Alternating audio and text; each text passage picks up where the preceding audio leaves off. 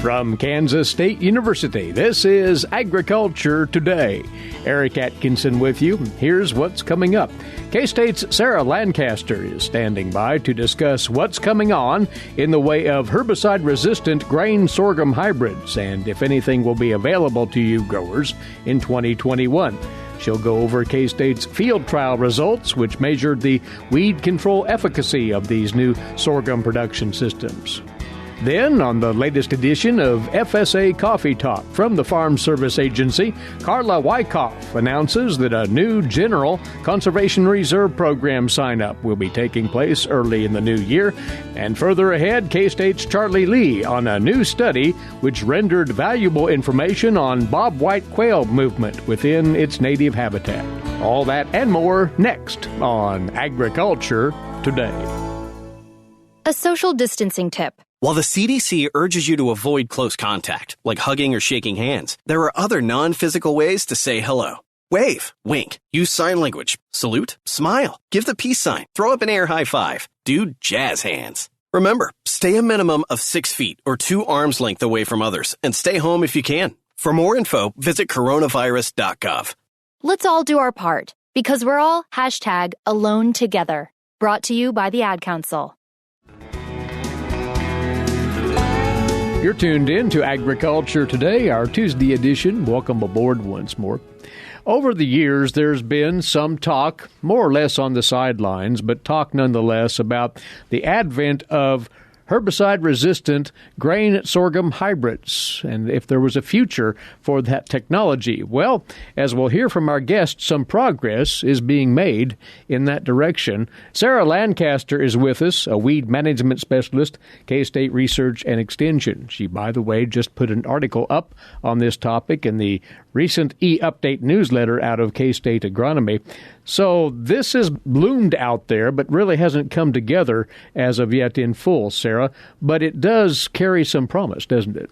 I think so, Eric. You know, as you indicated, this herbicide-resistant grain sorghum technology has been kind of in the works for a number of years now. But this summer, a company called Advanta really worked hard promoting their new herbicide-resistant grain sorghum. It's branded as iGrowth, and it's resistant to a herbicide called imazamox. So you might remember this as Raptor, maybe, in other settings. So one of the things about iGrowth is that, much like a lot of the other herbicide-resistant crops, there's a specific formulation of imazamox that's going to be labeled for use in these products. It's going to be called Imiflex. And when I spoke with folks from UPL, the company that's manufacturing the herbicide, last winter, they were anticipating having a label for this product by the end of 2020 so that they could confidently market seed for 2021. As of my last conversation with my contacts at UPL, they do not yet have that label. In February, they had said that they would not be promoting this product commercially until they had the label. So maybe. So we'll see what happens there. The technology's ready to roll. They're just waiting on the EPA for the herbicide on that one. If that particular system is cleared, then what weeds will it be most likely effective against? And as we talk about grain sorghum, there's a whole cadre of weed problems that growers routinely address. So what might this tackle?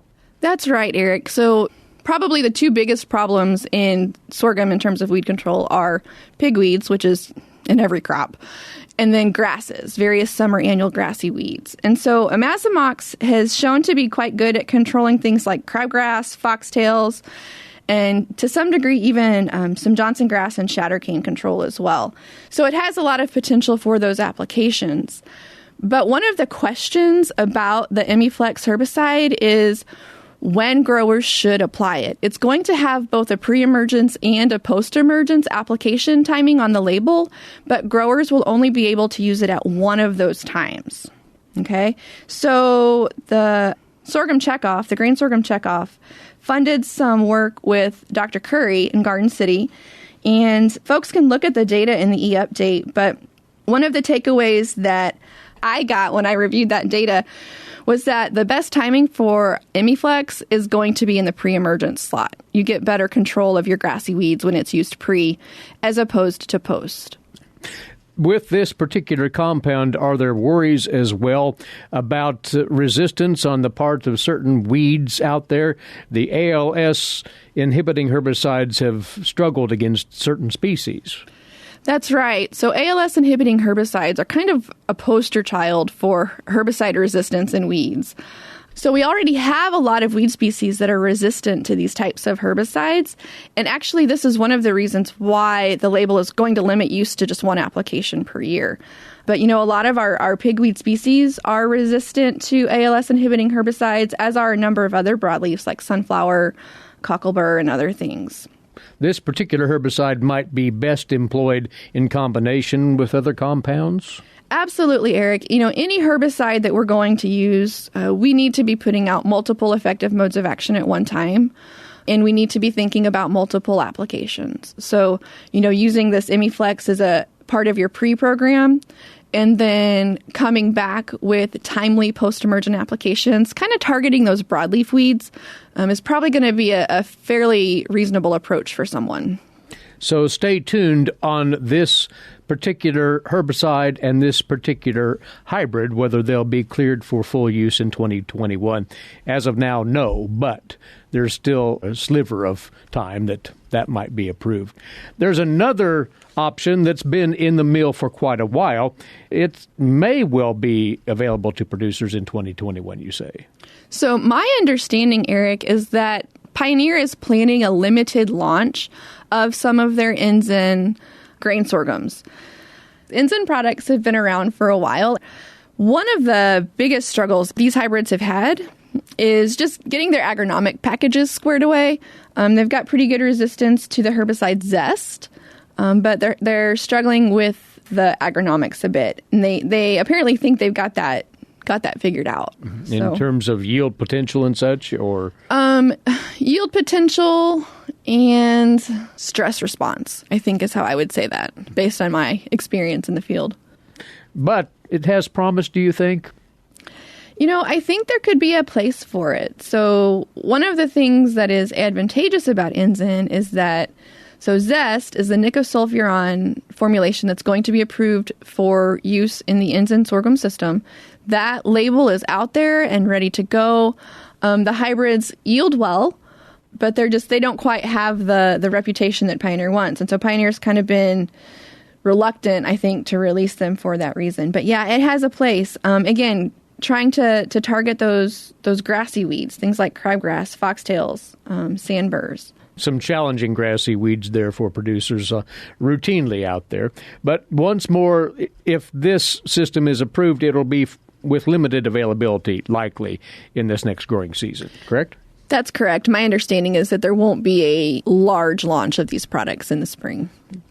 There's yet one more that's being developed. It's a trait that another company is putting together.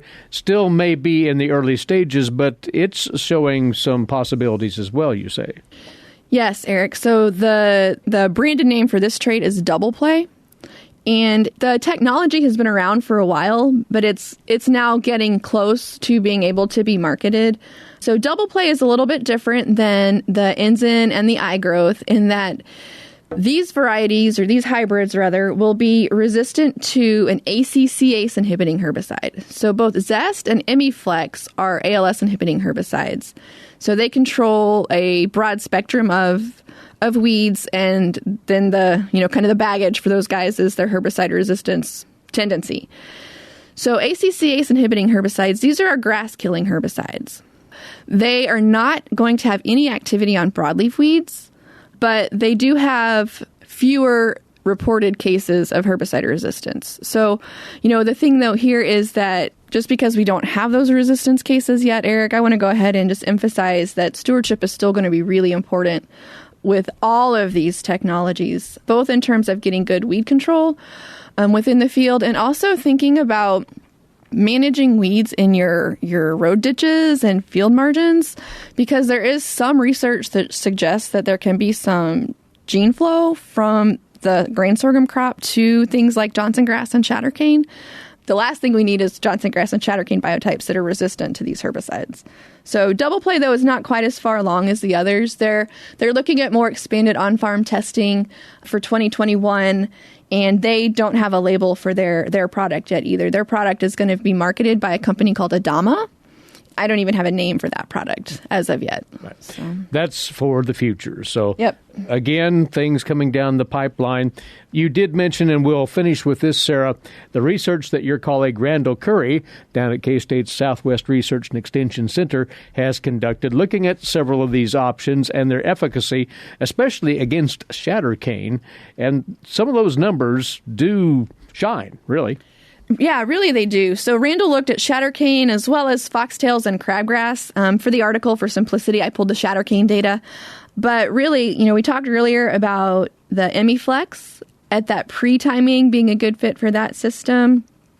And both the Zest and the Quizalofop, or the formulation, the herbicide that will be able to be used in double play, those do quite well on reasonably sized chattercane. Randall's data presents a good opportunity to remind folks that targeting weeds at the right size is super important for getting the efficacy that you want out of your product. Because when they looked at a little older chattercane in this experiment, none of the herbicides performed well. But that's, not too surprising. Again, that data that Sarah is citing is in the article that she just put together and posted in the most recent Agronomy e-Update newsletter dated this past Friday, the 13th of November. You can find that at agronomy.ksu.edu. In sum, Sarah, we're getting there with herbicide-resistant grain sorghum types. Limited release in 2021, but there are options that are hopefully going to be on the table soon. It seems like we might be starting to see some movement in the direction of having these guys available. So I'm sure farmers will be grateful for some new technology. Given the mighty struggles with weed problems in grain sorghum, that would indeed be the case. We appreciate you coming over, as always, Sarah. Thank you. Thanks, Eric.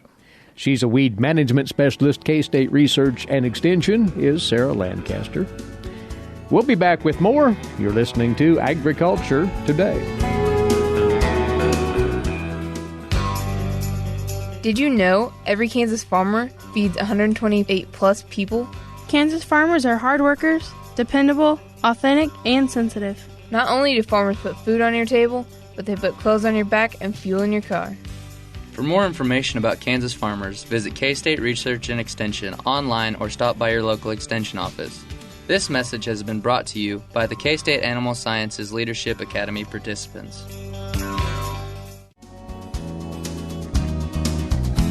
This Agriculture Today continues with our regular segment from the Farm Service Agency here in Kansas, FSA Coffee Talk. We've invited by now the Chief Program Specialist for Conservation and Price Support at the state FSA headquarters, Carla Wicoff. She has fresh news out of the USDA on opportunities under the Conservation Reserve Program. And when we say fresh, Carla, we mean literally just out of the chute here a couple of days back, right? That's right. They just made a big announcement that the next general CRP sign-up would be opening up January 4th. So this is going to be a pretty short sign-up, so people might want to be watching for that and be ready to go in and visit their service centers or contact their service centers and have conversation about maybe some expiring CRP. One thing we do know, we have just under 367,000 acres that is expiring from CRP this next September. So this will be one of the opportunities to possibly re-enroll some of that acreage in CRP, or there may be other options there that are available for producers too. But the general sign-up, like I said, starts January 4th, 2021, and it'll end on February 12th. So just a little over a month's worth of time. It's a pretty short period of time to get in and sign up. And general sign-up is mostly like native covers, mixes, approved grasses, normally the larger fields a lot of times that are under that program, and it's about controlling soil erosion, improving water quality, and enhancing wildlife habitat. The one thing about general sign-up is that it is competitive. It's a competitive program. So there's different mixes out there that you can pick from, and some of those give you a few more points that may help you have a better opportunity in getting that signed up into CRP. That's a national ranking, so they set those factors that we use for that, and that information will be available. We don't have that yet for the next sign-up, but we'll have a lot of that information available shortly before that January 4th date. But it sounds like it'll be more or less the general environmental benefits index criteria, as has been the case in the past. That's right, yeah, that we use points for. And if you remember on general sign-up too, the rental rates that you have an opportunity to bid on those soil rental rates are based on a cash rent from the previous year, and those are set. We actually just finished working on those for the next sign-up. They haven't been approved yet, but we're working on those. They're very similar to the last sign-up. Another requirement within the general CRP is having an eligible history to the cover that's out there on the cropland. It had to have been planted for the previous planted or considered planted in 4 of the 6 years previous before the sign-up, and you also have to have owned or operated that land for 12 months prior to submitting an offer. So I mentioned the soil rental rates, and those are based on those cash rental rates. It's also based on the types of soil that is on the land that you're offering, and so you can check in with your service center and they can run what they call a scenario, a CRP scenario, and give you an idea of what those rates would be on the land that you are thinking about offering. So just keep that in mind.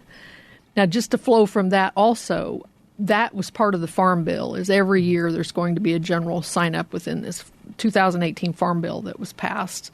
That's a requirement. But along with that also is the CRP Grasslands sign-up. And that's just been announced as well, this next go-round. Correct. So right behind the CRP General sign-up will be a CRP Grasslands sign-up. That is going to begin March 15th, 2021, and end April 23rd.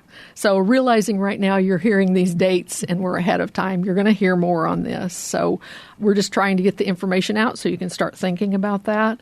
There'll be more information coming out. Just pay attention to your newsletters and information that comes out from FSA to help with that process. So those CRP grassland rental rates are a little lower, because you're not planting a native grass. It's based on what's already out there. The goal of that program is for common grazing practices or forage production and seeding practices on land.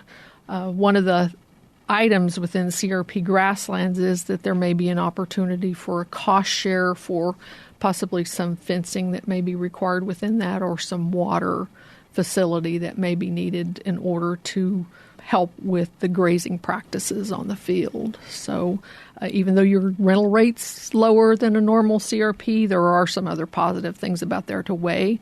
And like I said earlier, we have a lot of expiring acres that are coming out of CRP, and so it gives an opportunity, maybe a different opportunity for a land that maybe you're wanting to do more of a grazing program instead of like setting that land aside with planting a native cover. So the criteria for the CRP grasslands is slightly different from the general. Yes. There are some crossover principles there too, aren't there? Yes, there are. That's true. It is also a competitive program, and so there's evaluation factors that they use for the CRP grassland, and they set those before the sign-up, and so once that sign-up starts, you'll have that information to know what the different factors are that they'll be using to rank those offers that come in. The Farm Bill does have a maximum 2 million acres nationally that's eligible under that program. So it's a little smaller program than our general CRP program. So just another opportunity to look at. If you're interested in conservation programs, it's definitely an opportunity to look into that. Well, before we let you go here, Carla, and we'll remind folks of those dates as we close out here, but it's worth reflecting back on the prominence of CRP activity in the state of Kansas. The program's website in its September 2020 report passed along some numbers that illustrate that. Yes, we had in Kansas, we've been very successful with the Conservation Reserve Program, and we just have just over 1.9 million acres enrolled in CRP in Kansas, and that makes Kansas ranked number 3 behind Texas number 1 and Colorado number 2 with acreages in CRP. So it's been very successful. One of the things to note is this December marks the 35th year of CRP. So it's one of the most successful conservation programs that they've had in the United States, and it's had a lot of good consequences from our producers in Kansas committing themselves to those 10, 15-year CRP contracts. And as you look at how many CRP contracts are active in Kansas, it's over 30,000, you say? And yes. The rental payments are a substantial amount of money as well. Yes, yeah, just under $93 million in annual rental payments that are paid out. So, it's been a very successful program, and we want to keep that going because there's a lot of positive things that come out. Some of the things that they've notated in some of their releases is that it's the benefits of preventing soil erosion, reducing nitrogen and phosphorus runoff, restoring wetlands, protecting streams, benefiting bees and pollinators, increasing populations of ducks and pheasants and turkey, quail, prairie chickens, and many other birds. So there's a lot of positive things about the CRP program, and our Kansas producers have jumped in and helped out with that. So we want to continue that legacy for Kansas. You bet. Well, once again, to remind, the next general CRP sign-up will open on January the 4th. That's only a little over a month away, amazingly enough. It'll conclude, though, very importantly, on February the 12th. So just about a 5-week or so window there to get that business done. The CRP Grasslands opening in the spring, March the 15th, running through April the 23rd.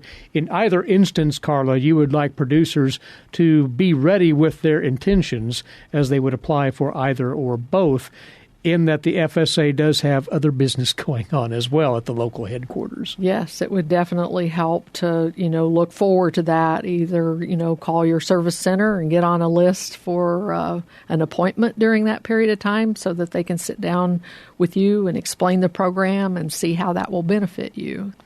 Very good. More CRP opportunities for you producers to consider. Have that dialogue with your local FSA personnel. And we appreciate you letting us know what's coming down the line here very soon, Carla. Thank you for coming over, as always. You bet. Thank you.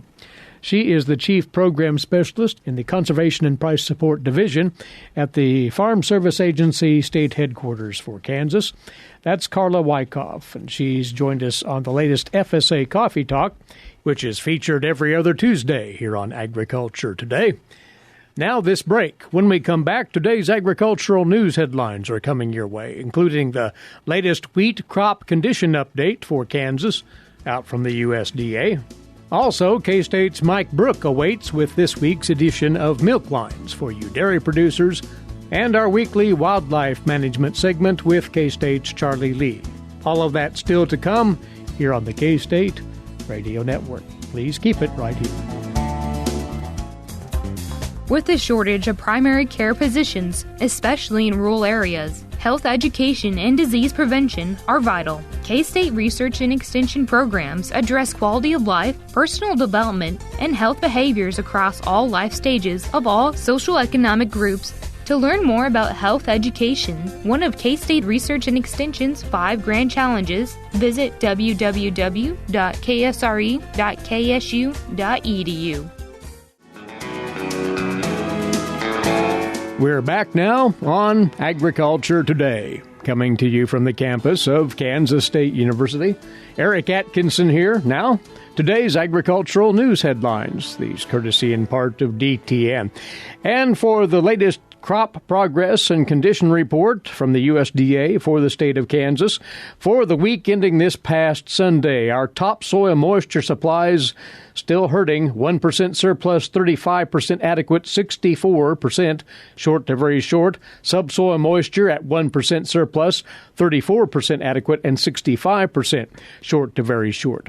The winter wheat condition in the state then rating at 32% good to excellent, 45% fair, and 23% poor to very poor. The corn harvest officially 97% complete in the state. Soybeans harvested 95%, and the grain sorghum harvest in Kansas is 91% complete. Nationally, the corn harvest has reached 95% complete as of Sunday. The soybean harvest at 96% done. And looking at the national scale, the winter wheat condition is comparing unfavorably with last year, according to the USDA's Stephanie Ho.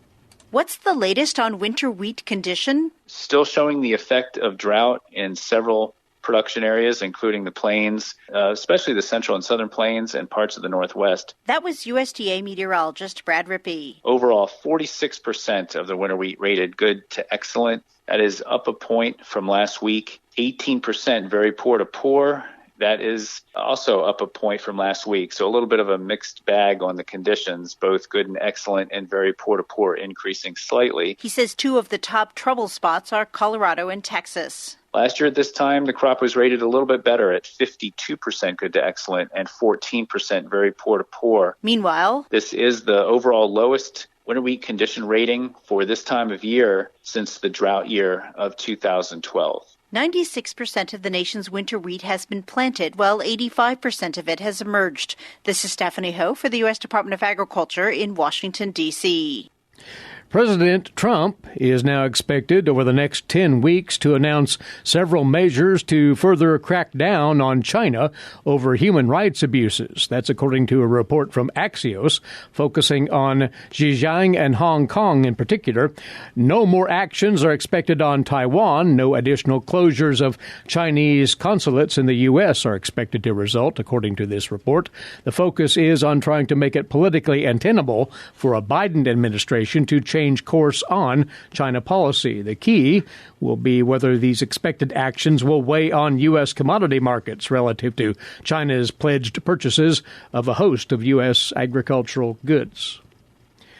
How might you dairy producers benefit from the USDA's Dairy Margin Coverage Program going into next year? Well, an economist offers an example in this report from the USDA's Rod Bain. A University of Minnesota economist was among those behind recent updates to an online decision tool connected to USDA's dairy margin coverage. And Baron Bozic believes DMC will be an important risk management tool for dairy growers in 2021. Bozic says, as an example, dairy growers using the tool in early November would notice in 2021, we are looking at about $9.50 for the forecasted feed cost. If they choose the coverage level of $9.50, which is a margin on top of that, well, $9.50 plus $9.50 is $19 on the all milk price. So if the milk price falls below $19, then the producers would start receiving indemnities. The online tool is available at www.dairymarkets.org/DMC. I'm Rod Bain reporting for the U.S. Department of Agriculture in Washington, D.C. And that takes us right into the weekly segment for you dairy producers from the Animal Sciences and Industry Department here at K-State. It's called Milk Lines, and with it, K-State dairy specialist Mike Brook. Mike? Today I want to visit with our Kansas dairy farmers concerning a very important three-legged milking stool that you have on every dairy farm. Well, the stool I'm talking about is really something that exists between you, the producer, or the client, the veterinarian, and the patient, your cows or heifers or calves on the farm, in that relationship. So, the question I have for you as a dairy farmer, when was the last time you really worked on that veterinarian-client-patient relationship? You know, a lot of times when we have the veterinarian onto the farm, we're in a hurry to get preg checking done, or maybe we have an animal that needs to be treated are evaluated, and we're just in a rush and we really don't work very hard on the relationship. And that relationship is very important. The reason the relationship is important is because it involves more than just treating any animal. It involves taking a look at what protocols we're actually using on our farms to treat animals, whether or not we're actually getting positive results from those treatments, and do we need to change protocols so that they might be more effective to treat some of the things that we're facing on our farms. So, how do you work on that? Well, one of the important things is just taking some time, and you may actually need to schedule that time with your veterinarian. Just say, hey, when you're out this next week, we're going to talk about some of our protocols. I want to spend 30 minutes on this, or I want to spend 45 minutes on that. And really use your veterinarian to gain some additional knowledge as to how you can do a better job of managing your animals. Keep in mind, as you have those discussions, one of the important things that you need to discuss is what would be the withdrawals for milk and meat if I use this particular treatment protocol, or I use these types of antibiotics on my animals to treat this specific disease. Make sure you understand what the current labels are for the antibiotics and other products that you might be using in your dairy cows. And your veterinarians is probably the best source of that information. Keeping in mind that if it's not being used according to strict protocol on the label, you need to also have a script for those things that are used off-label. We don't do a lot of that anymore, but there are still some things that are utilized that way. Again, safely and with the appropriate withdrawals if that's important. But keeping in mind that we are very controlled with what we use on our lactating dairy cows.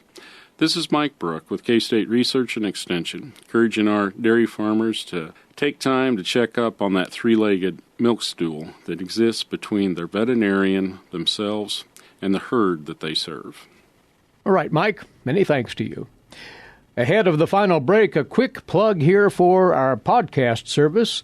It's quite easy to subscribe. You start by visiting agtoday.net, agtoday.net, and we will return shortly here on Agriculture Today. Social distancing slows the spread of coronavirus, so if you have a fever, dry cough, and shortness of breath, call your healthcare provider before going in. More info at coronavirus.gov. Let's all do our part, because we're all #AloneTogether. Brought to you by the Ad Council. This Agriculture Today closes out on another look at wildlife management. Charlie Lee is aboard, wildlife specialist, K-State Research and Extension. And Charlie, you're going to cover today for us a new study on bobwhite quail behavior in its natural habitat, something that has, we must point out at the outset, been previously studied, right? Yes. Daily movements of animals is something that's been looked at many times over the years.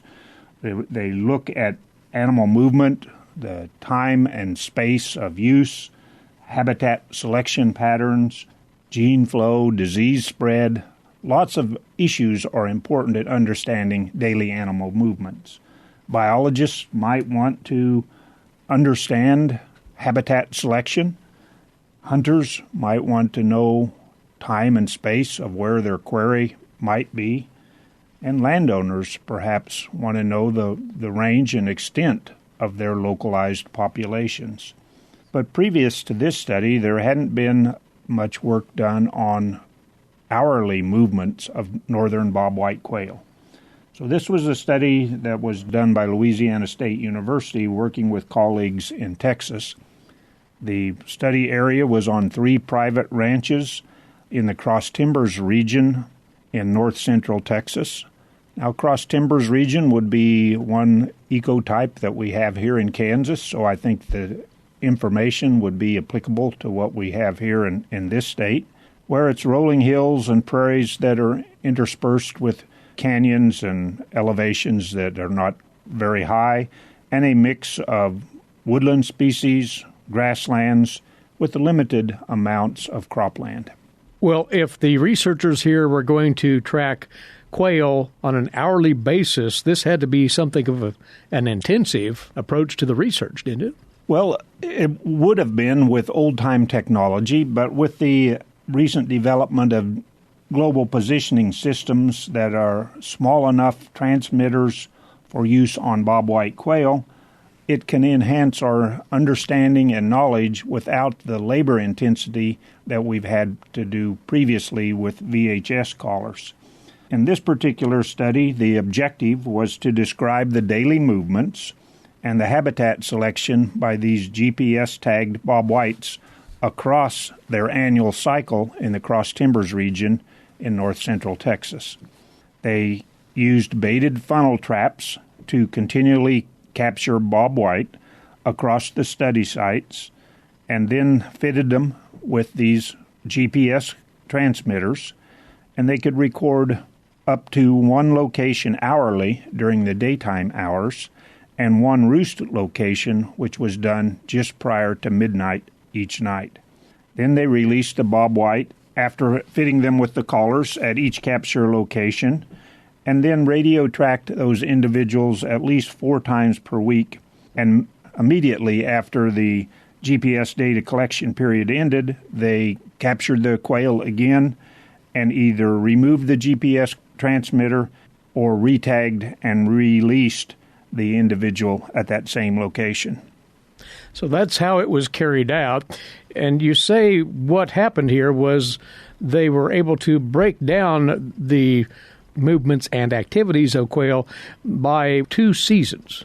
Yeah, bobwhites form social groups or coveys during the autumn or fall time, in which family groups can merge or break into separate units that group together through the winter in coveys. And the coveys then break up beginning around in April, which marks the beginning of the breeding season and the approximate timing of mated pair formation. So the reproductive behaviors of bobwhites, which would be breeding, laying, incubation, and brooding, occur from May to October, and the coveys then start forming again there in October, primarily for the thermal protection during winter. Well, then what did they discover about how quail act during those respective times? Well, the results showed that bobwhite quail move less than what some people had expected. The consecutive roost sites, on average, were approximately 130 meters apart. That indicates probably that those roost conditions are favorable, and there's no need to expend excess energy to find something better. The daily core area and the home range size of the bobwhites across the calendar year was between 5 and 15 acres. And they really showed no particular selection or avoidance of shrubs and grass or herbaceous communities. But during the covey season, bobwhite quail selected for herbaceous grass and the hardwood communities, and neither selected or avoided the shrub communities. I think what that tells us is that bobwhite space use is kind of restricted. They don't need a lot of area, and the individuals move relatively slowly during the course of that daily activity.